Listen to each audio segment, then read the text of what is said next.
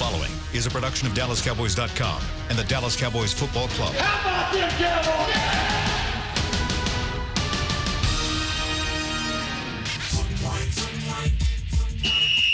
Let's go, baby. Are you ready for a break? Yes. Are you ready for a break? Absolutely. Ready for a break? Yeah, and so much for that. It's time for The Break on DallasCowboys.com. We were on the break. With Nick Eatman, David Hellman, Ambar Garcia, and Derek Eagleton. It is Thursday, December 26th, 2019, Season 15, Episode number 106. Welcome to the latest edition of The Break. We're live from the SWBC Mortgage Studios at the Star, coming fresh off of Christmas holiday and ready to talk some Cowboys football. Cowboys will take on the Washington Redskins to finish the regular season this Sunday, 3:30. So we're going to get you guys ready for that today. Dave's got an offense and defensive scouting report on this team, and we'll take some questions throughout the show. So if you call us, 1-888-855-2297. Again, 888-855-2297. We can take questions or comments. You can also hit us on Twitter at Derek Eagleton. I'll take questions there. How's everybody doing today? Fantastic. Good. You all right, Nick? Great, yes. All right, good. Making sure. Hear me? Yeah, you're just kind of like, yeah. Oh, I'm great. Okay, good. Amber, good? I mean, as good as you could be, honestly. As good as you can be. I don't know if I am ready to get this over or if I want them to keep going. I'm just confused as to what I'm feeling right now. Well, it sounds like you're right there with all the other Cowboys fans out there. So let's jump right in. Let's start first talking about a couple injuries. There were some guys that did not practice yesterday: DeMarcus Lawrence, Sean Lee, Dak Prescott, and Tyron Smith. Are any of those injuries that you suspect will affect their abilities to play this week, or is this one of those situations where, again, guys just miss practice sometimes? Yeah. Hell yeah, it's going to affect their ability to play. Dak. I should have said that a different way. I mean, I should have said where they won't be able to play, because the next question was going to be how can they play. But yeah, go ahead. I would guess they'll all be able to play, I think. Sorry, go ahead, Nick.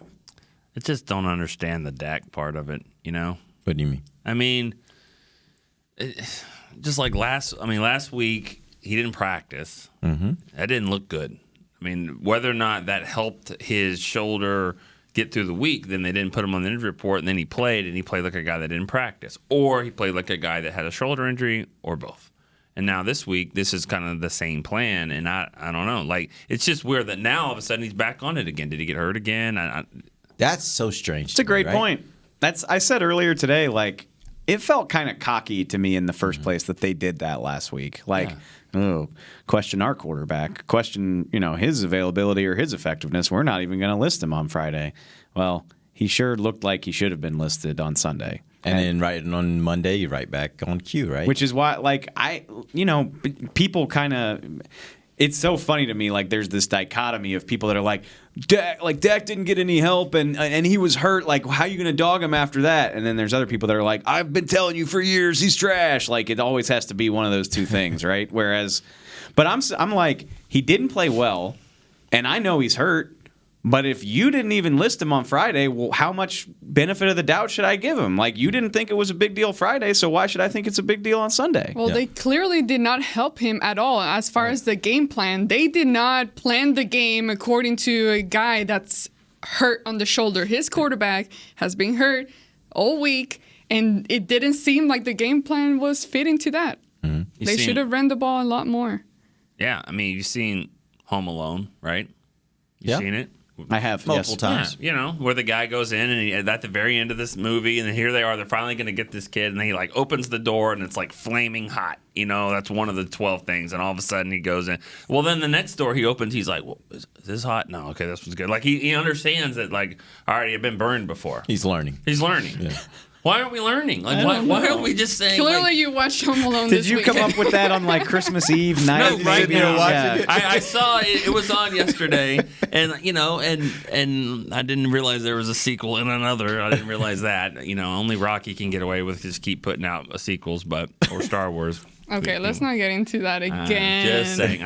I was really just transitioning to Star Wars, which Dave did. We don't have enough time for me to air my grievances with Star Wars. It's just learning from your mistakes. Right. That's all that it is. And so I just don't understand why you would do that again. Maybe he does need to practice, kind of go through it or whatever. And it's like you said there was no injury and then now there's an injury. Yeah. At the same time, though, I mean, don't you hinder whatever effectiveness he's going to have by making him throw all week? Well, but here's the thing. You're saying the answer is to prepare Cooper Rush to start? No, I'm just saying I think he needs to play a little bit more. But it's almost like we're playing extremes here. Either he doesn't practice at all or he has to take every throw. Isn't there maybe some gray area here where maybe he can work into team a little bit, where he can get a couple plays during the week that helps him kind of, I don't know, maybe he needs it to visualize it to be able to actually stand back there in the pocket and look at what he's going to see on game day. Because I think we all agree what we saw this last week was reflective of a guy that didn't look like he was playing at his best. So the difference there was that he didn't practice all week. So if you can get him into some reps here in practice this week, then that would make sense. Now, if he's so hurt that he can't do that, then you question, well, why was he not on the injury report on Friday, right? So all of it just doesn't seem to make a whole lot of sense. That's the thing for me. Like, if he's hurt, he's hurt. Like, just say that. Just say he's hurt and all that. But there's Jason Garrett trying to say, he's probably trying to throw out there what the Redskins I don't think Bill Callahan cares right now about. Well, he's coaching for a job. Well, I know, but I don't think he can. If Dak's playing, those coaches are like, he's playing. I mean, he's going to play. He's going to play in the game. Right. Yeah, and that, I don't know. I kind of, if they want, they need to sign Clayton Thorson. If they really want to play this thing up, they need to sign him and be like, all right, well, let's just make sure we have 3 quarterbacks ready for the game. It's not like sorry. No, go ahead. Go. I was just gonna say it's not like if Dak was not gonna play or had a bad game or has a bad game, this weekend, and they put in whoever, Clay or Cooper, that's not going to be like, oh my God, we got to change this game plan. This is really going to throw us off. No, they're going to be okay. Like, it's a big difference there between a hurt Dak and these other backups. I just kind of, it kind of reminds me of the, like, you should have been practicing outdoors and that would have made all the difference. And I'm just like, would it have helped? Sure. Should a professional football team be able to overcome that? I think so. Like, of course it's better if Dak is practicing, but hasn't he been throwing dozens of passes a day since at least April, if not before that? Like, would it help him? Of course, but you're a professional quarterback and one that's angling for a mighty big pay raise at that. So just go out and make the throws. Like, if you're healthy enough to play, go out and make the throws. Yeah. Which I'll keep saying. Like, I don't have a problem with the way they played the Eagles. Like, the plays were there to be made, and it wasn't all on Dak. It was not. It was Cooper. It was Gallup. It was Witten. It was everybody. Couldn't catch the stuff that he was putting on target, and he couldn't put the other stuff on target. It was everybody's fault, but the game plan would have worked if they had executed it. Yeah. I believe that. I'm sorry. Yeah, but offensively, I think so, yeah. But, if your quarterback isn't good enough to execute it, then it's not a good game plan. But again, first of all, that falls on everybody. How many more yards and points do they have if those 6 drops get caught? Because some of them were big gainers. Yeah. And then there's the overthrow to Tavon, yada yada yada. I hear what you're saying, but I don't like the idea of running into a brick wall for the sake of it. If Dak said he got up on Thursday, he was like, "I'll be fine. I dealt with way worse stuff than this in college." Well, then go make the plays. Yeah. Right. Exactly. That's all there is to it, in my opinion. Does he need 305 yards to help himself with the with his contract? If he gets about, I think it's that break the record. That breaks Romo's record of 4,900 yards, which he got. I don't know that it matters for his contract. Do you? Well, it's nice to have. Because they're going to throw records and stuff they're going to throw his record in there. The agent's going to throw it out there no matter what, whether he gets that record or not. He's going to say he was right there on the record if he doesn't. Right? Whose record he's going to break is Romo in 2012, 8-8. 8-8 lost to the Redskins last game of the season to get to 8-8. Which ironic, and it's whether it's fair or not, it's going to happen. Like, this Eagles game is going to color his contract negotiations. It's going to be one of the lasting flashpoints from the season. I'll be curious to see how much it affects it, because if I remember right, they signed Romo to a huge extension after an 8-8 season too. Probably. It's 2012 season. After he broke the record. He signed it the month before I got here. I remember that. And they went 8-8. He threw a terrible pick against the Redskins to keep them from going to the playoffs. You know what? Still got his money. I watched that play this weekend. Not as bad as I remember it. The guy made an outstanding play. He did. He faked him. I mean, he faked Romo out. He was like, I'm blitzing, and then he faked it and came back, and Romo he gambled and he won on that play. But, I mean, that bad loss, they should have won. Well, I don't know if they should have won the game, but I'm just saying it was a tough way to end. But I think the point is that, his stats look good with passing yards, Dak's. But that's really it. I mean, his touchdowns are okay. His rating is right there, and kind of average. I mean, it's above average. It's just like in the top 15 or so. His team's ranked 16th right now, and just overall, about middle of the pack. I mean, his passing yards look good, but if they could have established things earlier, they would have been leading these games and running the ball. But I think that's where it gets back to, in my opinion. I don't know that he's helped or hurt his cause necessarily when it comes to the contract. I think where he was at the beginning of the season, there's been some really good stuff where you were like, ooh, wow, maybe he jumped up. And then there's been some bad stuff like, oh, well, maybe it fell back down. I think it probably ends up netting out around wherever the Cowboys were thinking they were going to pay him. I think he took a step forward from where he was last year. But that all being said, you can make the argument very clearly that he hasn't. I mean, you start talking about fourth quarter comebacks. He didn't play like that this year, and he did do that earlier in his career. So I don't think he took a step forward for what the agent and what their stance was. Their stance was to go for 40 and up there, and I don't think so at all. I think that whatever the Cowboys opening, whatever their cost was earlier, I think it's been there. No. I wasn't saying he took a step forward for the money. I'm saying just strictly from his play. I think he was a little bit better quarterback than he was last year. Now, that all being said, like I said, I think you can make a pretty good argument that he's not. Me personally, what I've seen, I suggest that he is. I think he's a pretty good quarterback. I think he has shown signs that he is progressing, and if you're going to pay him, it would be banking that continues. Right.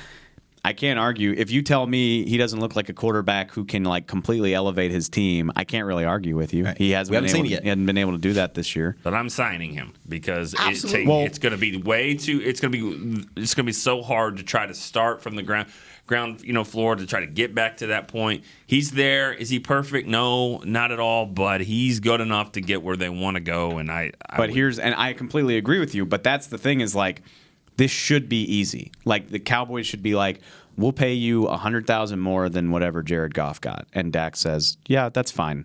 But will it be that easy? Did you say 100? Oh, 100,000. I'm sorry. Yeah. I was thinking. Yeah. Okay, we'll put you right in that cluster with Wentz and Goff. Right. Yes. Right. And we'll give you more than them if it makes you feel better. Yeah.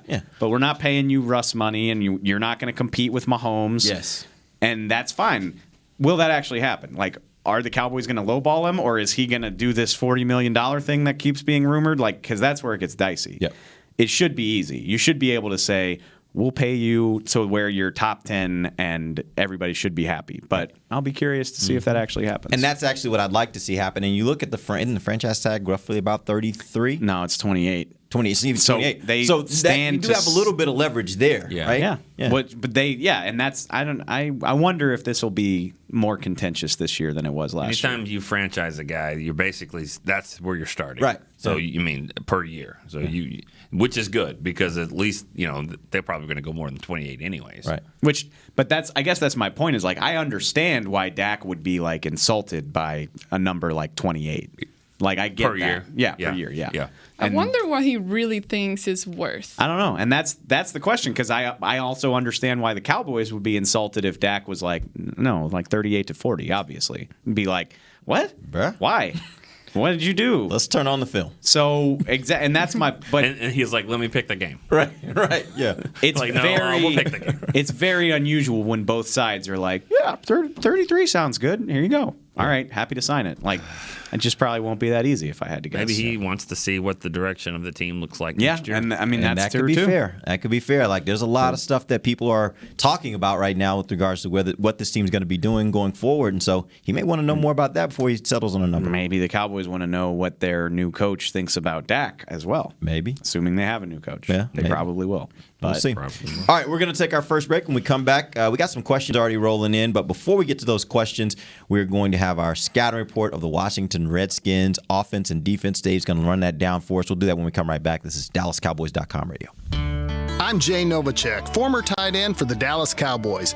Back in the day, I was the guy who always got the tough yards. And that's why I run with John Deere today. In fact, I have a John Deere 3025E tractor that can handle any yard work I need to do, even the tough yards way out back. So if you have 1 acre or 1,000, John Deere has the equipment that's just right for you. Visit a John Deere dealer today and run with us. We are the official tractor provider of your Dallas Cowboys. Whether you're into being a part of this or more into something like this,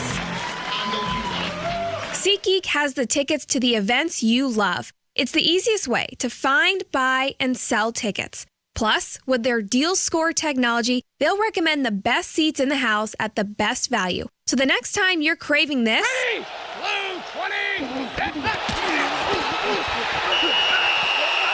download the SeatGeek app and let's go. SeatGeek. Want to use what the pros use? How about the official men's skincare brand of the Dallas Cowboys, Jack Black? Right now, you can get the Jack Black Starter, a curated collection of Cowboys locker room favorites for just $10 with free shipping. The starter includes 4 Jack Black skincare favorites, plus a full-sized intense therapy lip balm. Go to getjackblack.com/Cowboys and use the code word TEAMJB. That's getjackblack.com/Cowboys. The Jack Black Starter, $10, free shipping. Ready? Okay. Give me an S. S. Give me an O. O. Give me an S. S. Give me an O. O. What's that spell? So. Are we gonna win?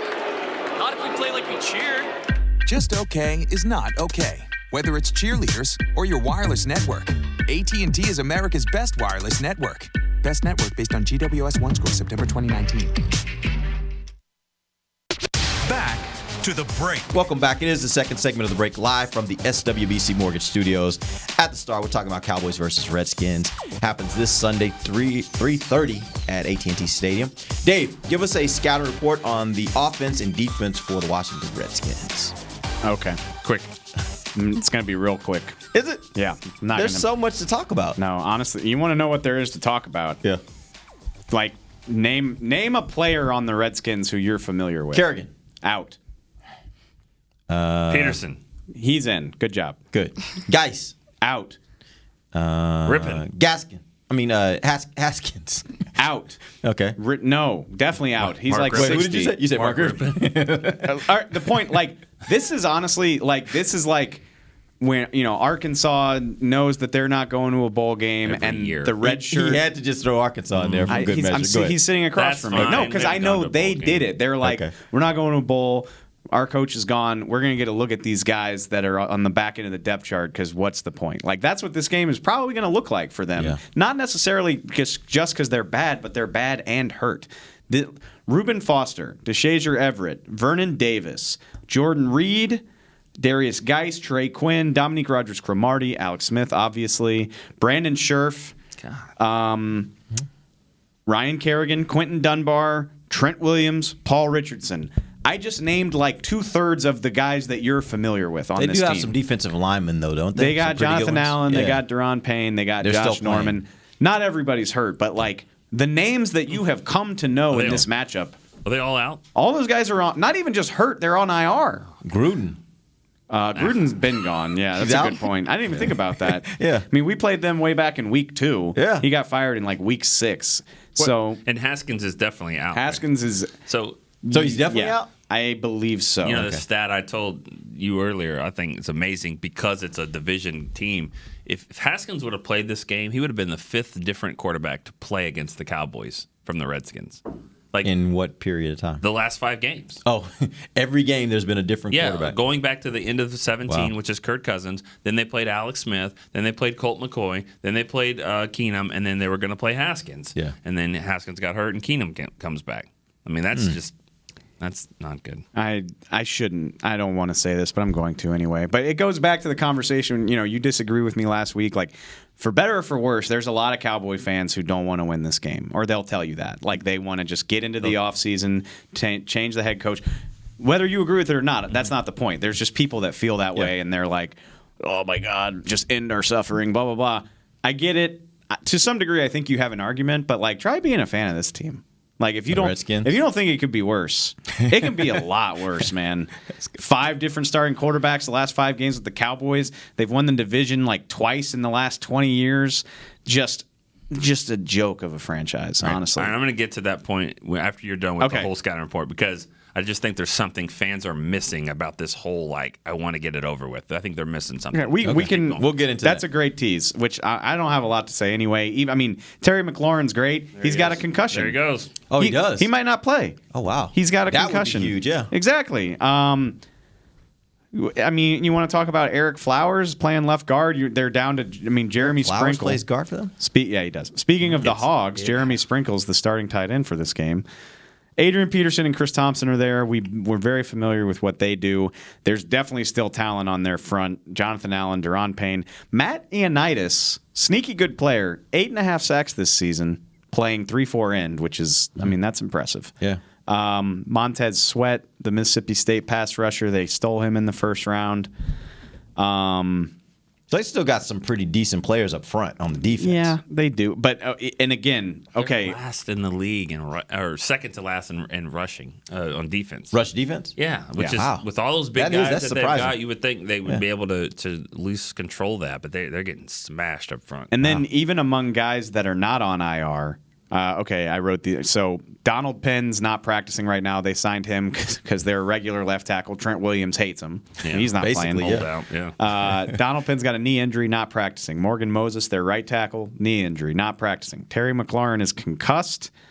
Fabian Moreau, their cornerback, one of their cornerbacks, has a hamstring. Landon Collins and Monte Nicholson, their starting safeties, not practicing right now. Again, some of these guys will upgrade as the week goes, I'm sure, but like this is and I know we just played the Eagles, but this is like as banged up of a team as I've ever seen. And I'm going to speak for all the people out there listening right now. I know. You know what they're thinking. I know. You know what they're thinking. Which I even wrote we wrote a They're preview. thinking, It won't matter. This was the same scouting report last week when you were playing an Eagles team that was completely banged up and nobody was playing, and Cowboys still went out and couldn't really do much against that team. One big difference. What's that? The guy at the quarterback. Yeah. True, absolutely. And I get that. I'm just saying, I know there are people out there listening right now that are saying, okay, I hear what you're saying, but we also faced a mass unit of a team last week. Sure. And we didn't, the Cowboys didn't look like they took advantage of that, right? With everything that team is currently going or through right now, and this being the last game of the season, makes me wonder, do they go out there still like trying to win a game, or do they just go out there, let me just do my job, get this season over with? We've talked about that 100 times, and I'll say it again. I know you know. Yeah, but they'll play hard. They'll play hard on Sunday. Everybody plays hard on Sunday. The guys at the rec league are playing hard on 10 a.m. on Saturday mornings. But are they preparing this week? Did they get distracted about Christmas? Did they get distracted? Are they really looking at film? Or are the Cowboys doing the same? That's the question. It goes both ways, yep. It's Wednesday, Thursday, Friday. The preparation. And especially this week of preparation, it's tough to figure that out. That's kind of going back to my other point is like as mediocre and frustrating as the Cowboys have been at times, like it's been a while. I guess 2015, but like it's been a while since you've really known how that feels. Like, I am impressed. If anybody that plays for a team like this where you've been out of it since October, it's just misery everywhere. Like, if you can show up to work and really dedicate yourself in light of all that, like, that's really impressive and is obviously, like, the mark of a true professional. Like, trying to put myself in that situation, I don't think I'd be very good at it. Yeah. That's just, that's a tough thing to do. You start thinking about it, you can easily rationalize in your mind, okay, we're playing kind of a meaningless game. My kids are sitting here on Christmas Day. I can either put in that extra little bit of film work or I can sit here and play with my kids. Literally. Right? Yeah. It's just like those are the kind of things where as a professional, you know the right answer. But you also, as a person, you're like, I know the right answer, right? And that's a tough one. My tape study would have been way more extensive if the Cowboys were really gunning for that's exactly right. Like, the number one seeds on the line. Wife would have been like, babe, go do your study, and I got the kids. Like, when you're not doing that, then it's kind of like, well, what's the point? You know what? There's a silver lining in everything. Mm-hmm. And so for when I started here in my first 4 seasons with the Cowboys, they were 8-8, made the playoffs, but 8-8. 5-11, 5-11, 5-11, and I think that helped me honestly because I didn't know any other way about how Christmas and Thanksgiving, December, and games like that, and so like That's why it's kind of weird to me I hear what you're saying when you're like, I could play with my kids and all that, but the toys that he has and the playroom that he's playing, with and all that are all provided because of the job that you have. Right, but you're thinking right now as a 40-something-year-old guy. When you're a 25-year-old guy, when you're a 28-year-old guy, are you still thinking in the same way? Do you have that kind of perspective? I'm not saying that anybody's doing anything that I'm not trying to paint this picture that the Cowboys are just taking the week off. All I'm saying is it does become a tougher prospect, and you have to be way more disciplined and way more mentally tough to be able to force yourself to do it when, again, you can in your mind rationalize a good reason why you shouldn't. Yeah, but the reason why you should is that they have a chance to make the playoffs. They really do. Like, this isn't like they got 6 things that need to happen. They don't. They have to go win their game. And the question becomes, do the Redskins do that when they don't? Yeah. Also, the flip side of that, do the Giants do that when they don't, right? I think the Giants are playing. This week is going to be easy for the Giants and Redskins, in my opinion, because they have a chance to make life absolutely miserable for a division rival. And I think that's a hell of a motivator. And we always think, as Cowboys and Cowboy fans think the Giants are going to want to help us, that the Redskins don't want to help, There's hatred. We don't think about it. We don't think about the Giants-Eagles hatred or the Giants-Redskins or the Redskins-Eagles, all that. But they hate each other all the same, all equally hate around the division. So it's not like, let's just lose to the Eagles so the Cowboys don't get in. That's dumb. They're going to play. They're going to play hard. And, I think the NFL did a really, really good job this week. That was a very smart thing that they did, waiting like they do and then picking the games. If you go look at what the AFC's 4 o'clock games are, every one of those games is about teams that are playing for that final wild card spot, and then the early games are teams that are playing within the the seeding. Somebody opened a present on yesterday that had tickets to the Redskin Cowboy game that cost $400, $500, whatever. They deserve the right to have a good game, and the NFL did the best that they could to get that. It's one of the smartest things the NFL has done in the last 10 or so years is backloading the schedule with division games, because it just guarantees that the majority of the games are going to mean something. And if they don't, it's still Cowboys, Redskins, and that might mean something to somebody. Yep. I expect the Redskins to utilize their running backs a lot because it's the healthiest position group. Chris Thompson's a good receiving back. And their coach likes to run the ball. Yeah, and they will run it. They're actually surprisingly good at forcing takeaways and getting sacks. They're top 10 in sacks with 43. Sweat's a guy to watch. Ryan Anderson, if he can play. And then Ioannidis is their leader, surprisingly. Worries me with that shoulder, that bum shoulder for the quarterback. And they have 21 takeaways on the year, which is 5 more than the Cowboys, even though they're supposedly like the worst team in the league. So it says a lot about how good the Cowboys are at getting the ball, or lack thereof. Anyway. There's no whispering going on. They can't get the football. They can't get any turnovers. They don't get short fields. I fully expect this to be a dramatic game, win or lose. I kind of do too. Like, if you think the Redskins are they haven't rolled over. They haven't gotten their doors blown off in weeks. Yeah, this won't be I don't think this will be a Cowboys blow them out kind of game. Like, this is a game that's going to be close. And let's take a look. They lost by 6 to New York in overtime. They lost by 10 to Philly, which was really 3 because the last play of the game was a defensive touchdown. They pushed Green Bay to the brink at Lambeau, lost by 5, beat Carolina by 8, beat Detroit. They got whooped pretty bad by New York, by the Jets, but that was all the way back on November 17th. Like, the last month and a half, they've either been winning or playing really tough. So they're going to play. This is going to be a hard-fought game. It'll be impressive if the Cowboys can whip these guys the way they did in Week 2. I don't expect to see that. And they won by 10.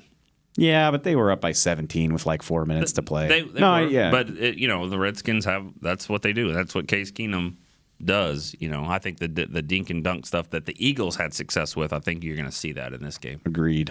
All right, we're going to take our final break. We'll come back. We'll get some calls. 888-855-2297 is the number. We'll take a call from Horace when we get back. This is DallasCowboys.com radio. Ready? Okay. Give me an S. S. Give me an O. O. Give me an S. S. Give me an O. O. What's that spell? So.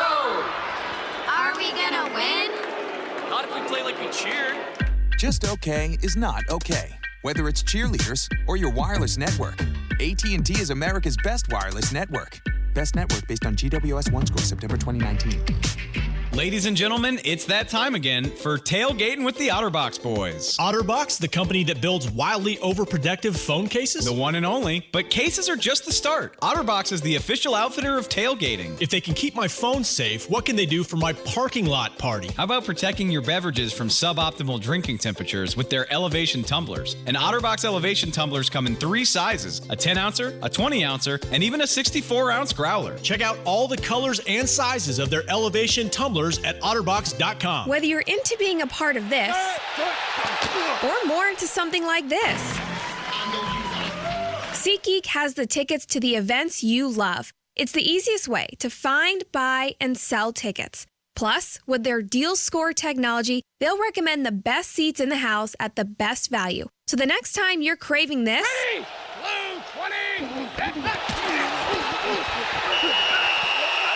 download the SeatGeek app and let's go. SeatGeek. Hey Cowboys Nation, this season when the Cowboys win, you get to experience the sweet taste of victory, because if the Cowboys win, the next day Dunkin' is offering a free medium hot or iced coffee. So don't just celebrate the Cowboys' success from the sidelines, head to Dunkin' and treat yourself to real victory, because this season Cowboys fans aren't only winning on game day, they're winning the next day too with a free medium coffee. Cowboys Nation runs on Dunkin'. Excludes cold brew. Limit 1 per guest. Participation may vary. Limited time offer. Back to the break. Welcome back. It is the final segment of the break, live from the SWBC Mortgage Studios at the Star. We're going to get to some questions. You guys can call us. The number is 888-855-2297. And we'll start with Horace in Atlanta. Horace, what up? Hey, what's up, guys? How you doing? Doing great, guys. Hope you all had a Merry Christmas.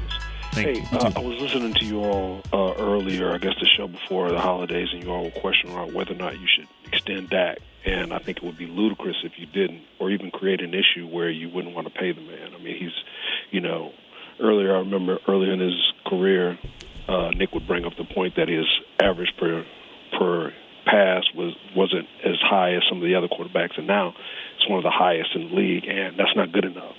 So I think that's kind of ludicrous. And I think that someone who is now leading the lead in passing still isn't, I guess, getting your approval to extend to him or give him the money that I guess most of the other the upper echelon quarterbacks are making. Can you name for me real quick the other, like if you were to name the top 5 guys that are leading the league in passing right now, you know who those other guys are? All of those guys are not in the playoffs. Yeah, Jameis Winston, Matt Ryan, Dak, and there's a couple other guys I can't think of. But yeah. So how much does that stat really matter? I guess the reason I'm asking that is I want to know for you to bring that up. What do you think that really means when you say he's leading the league? So that means, so why wouldn't you pay him? Well, what does that really mean? I would have paid him a long time ago.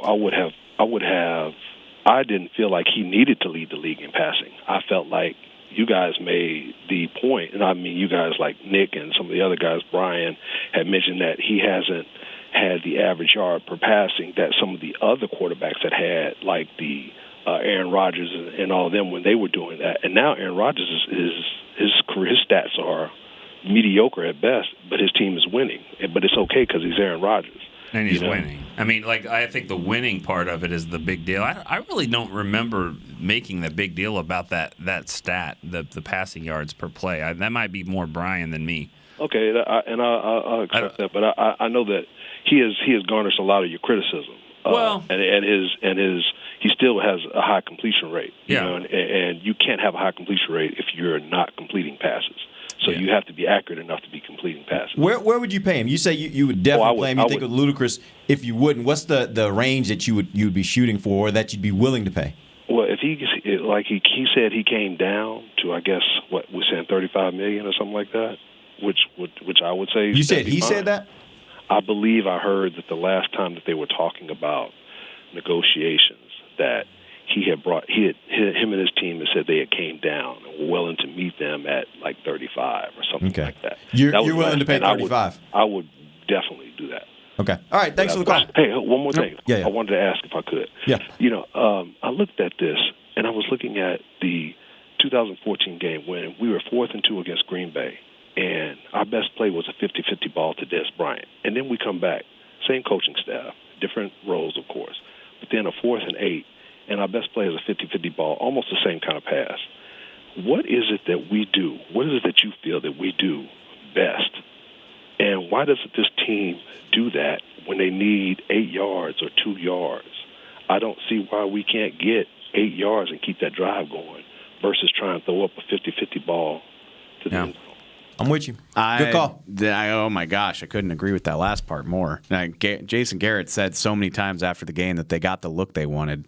Why is the look you wanted a jump ball to Michael Gallup, who has had a really nice season, but I would not classify that as his forte. And it's not 50-50. He was the best receiver you had on the field. He was, yeah. Which is also part of the problem here, right? But, I mean, like, when you threw the ball up to Dez, it was not even 50-50. He would go get it, and he went and got that one. Everyone knows he caught that ball. So, like, he caught it, and it was, just an unfortunate call against him. But, like, I think they could have gone to Beasley underneath on that play. Yes. And I think Romo saw – they finally got one-on-one. He threw it up. Dez made the play.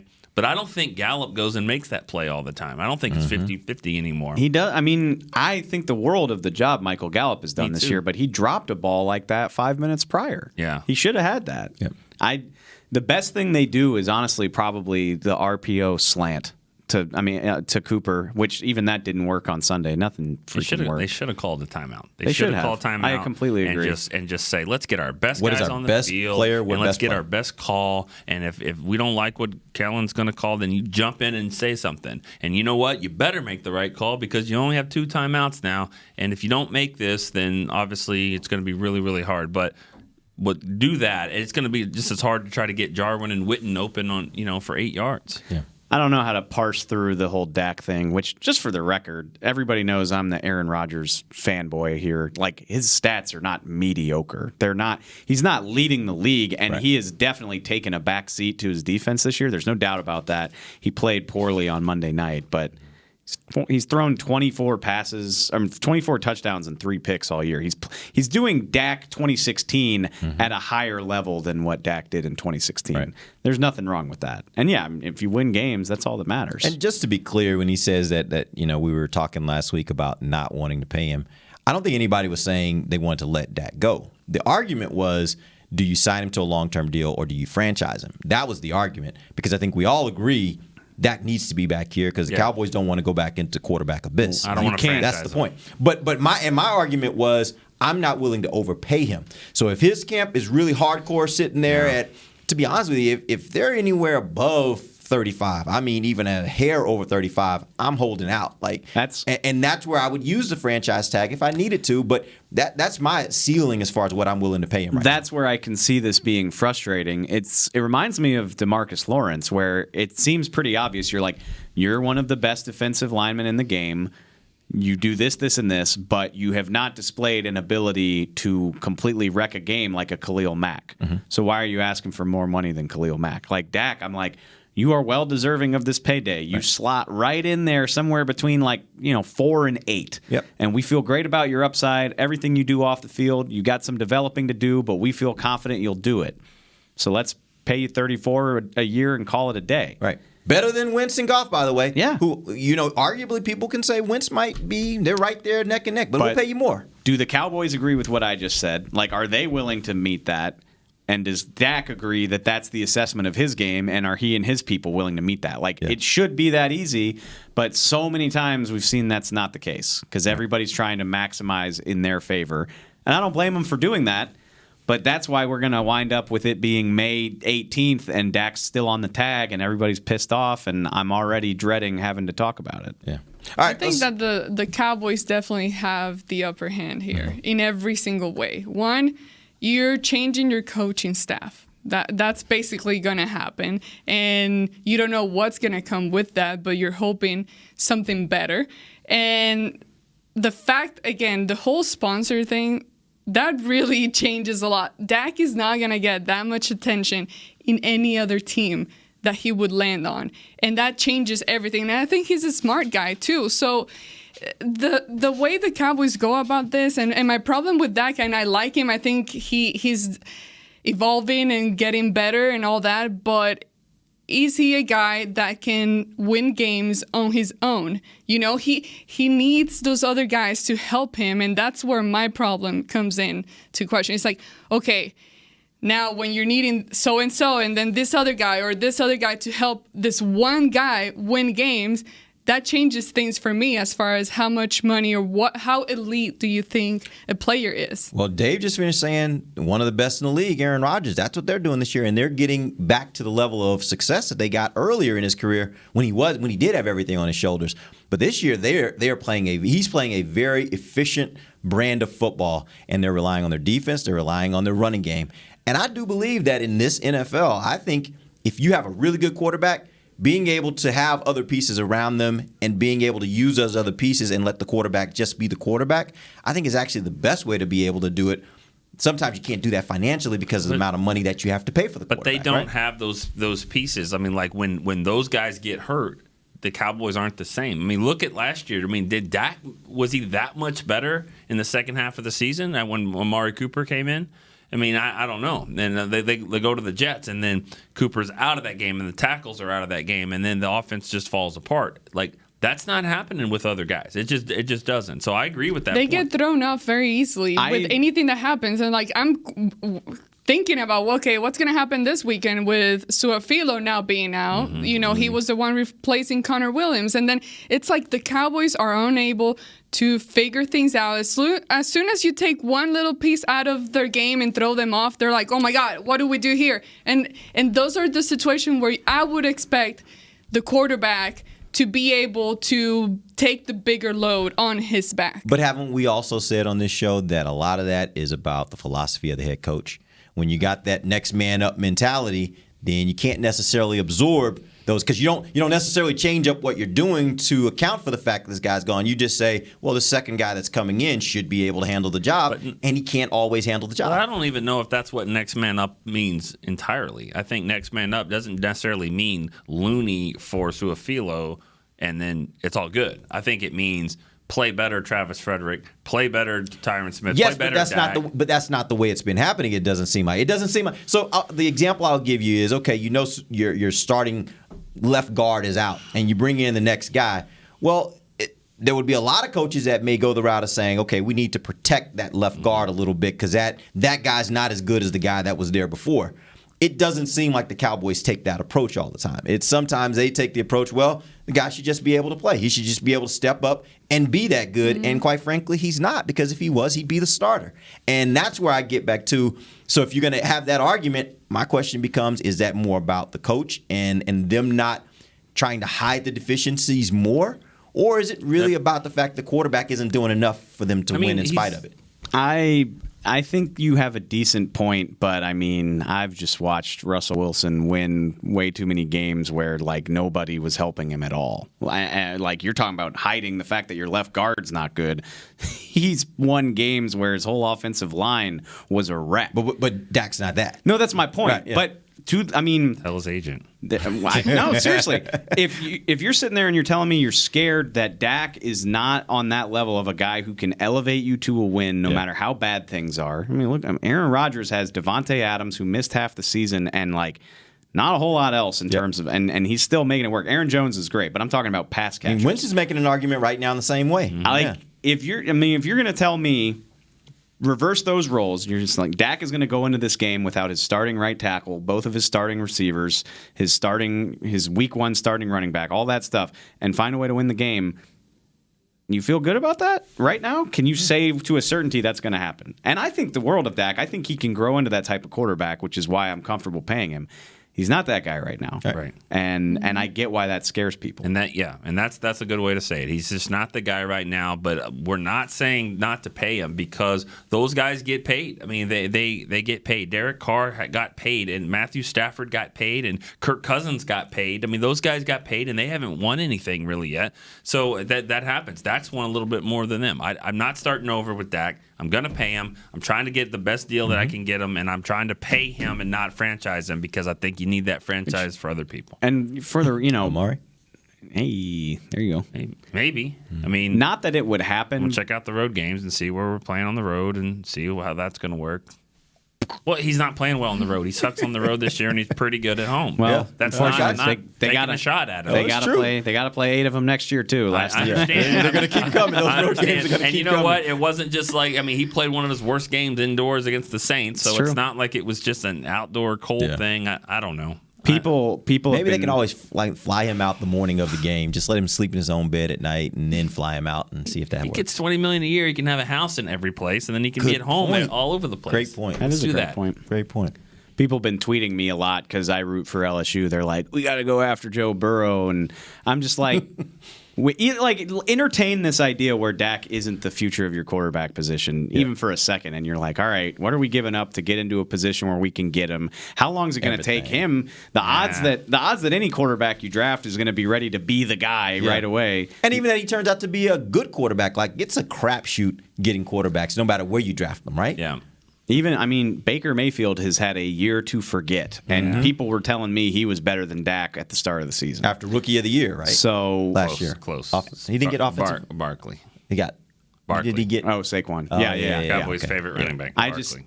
However you feel about Dak, I think it's a better chance he finds his way under that salary than you go back to the well and do what you would have to do to make that Let me happen. say one thing real quick because I teased this early.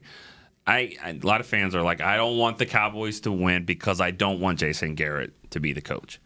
Jason Garrett is not going to get an extension for beating the Redskins and the Eagles losing and you back in at 8-8. He's not getting an extension for that. If they beat the 49ers or Seahawks, he's not getting an extension for that. And even if you win the divisional game, I don't know if that'll do it either. I don't know that, but I'm just saying they went 10-6 down the stretch last year, and he didn't give them another deal. You're not going to get – if Jason Garrett gets an extension, the fans will probably be okay because of what that meant for the team. That meant, I mean, all your perceptions of him would change because they just went to a level you didn't think he could go to. Which, is that going to happen? Probably not. But I'm just saying, don't think that that's going to do anything. I don't think getting into the playoffs is going to affect it. It's going to have to be a deep, deep run, and if that happens, then all bets off, right? And your perceptions of him might change. Yeah. If this team went to the Super Bowl right now, I just had an argument with this an hour ago, and it's like, well, he went to the Super Bowl. We don't want him to win because I'm tired of the clapping. I'm tired of him saying he's a good football player and he has been for a long time. Tom Landry was stoic for 35 years, and it was fine because they were winning. No one cares about the clapping. No one cares about his press conferences. No one cares that he wears blue every day because it's the fact that they don't win. Always. Right. Yep, that's and so if exactly he right. did something to change all that, which I don't believe is going to happen, but if he does, those things are kind of petty now, and you don't care as much. Mm-hmm. But they are the reasons now because they're 8-8. You know. Yeah, but if they were to pull that off. I mean, if they were to go on a run like that, obviously, you're going to root for them in the Super Bowl. Right. But I'm playing devil's advocate with you, but I think people would say we've got 10 years of evidence that suggests he's not that great of a coach. Not anymore, because he just showed you that he was. That's a 4-game sample size, and even though it would be one of the most impressive things that's happened in recent NFL history. That's an interesting conversation that we would need another show for. Should 4 unbelievable games offset 10 years of not so much? Well, you can take his name. You would be able to take his name off that graphic that everybody's seeing where you've been coach for that long and haven't gone to a Super Bowl, right? Yeah. Then he now becomes a part of that group of guys that have been as tenured as he is and being able to take their team to a Super Bowl. So I do think it changes a bit. I do think there'll still be some people that will be like, unless he wins, and even some that might, even if he wins, are like, I'm tired of his shtick. Like, I'm tired of what he represents. That's all fine and dandy, but they're still going to be rooting for the Cowboys, right? And that shtick changes if you get to the Super Bowl. And that conversation we just had 5 minutes ago about Dak, that changes too, because if all that stuff happens, you go to the Super Bowl, now 40. You're back on the 40 again. So 40. All right, guys. It's crazy. Sorry, I know we're trying to end the show, but I said this on Twitter. It's nuts. Getting the music. This thing could end in disappointing fashion in 5 days, or we could be here 5 weeks from now. I don't think that's going to happen, but the fact that both things are in play at the same time is very weird. It's crazy. And how many times has a head coach had a shot at the playoffs, and we're sitting here thinking he might not be the coach a week from today? That's weird. Yeah. But here we are. Like I mentioned upstairs, Dave, in 5 weeks, how many games have the Cowboys won? 1. In 5 weeks. Only 1 game. So there's that. Thanks for bringing us back to reality, AG. We appreciate you guys joining us. We're back tomorrow. We're going to let you know what we think is going to happen this weekend. Cowboys versus Redskins. Till then, for Nick Eatman, Dave Hellman, Amber Garcia, I'm Derek Eagleton. This has been The Break, live on DallasCowboys.com. Radio. This has been a production of DallasCowboys.com and the Dallas Cowboys Football Club. How about this, Cowboys?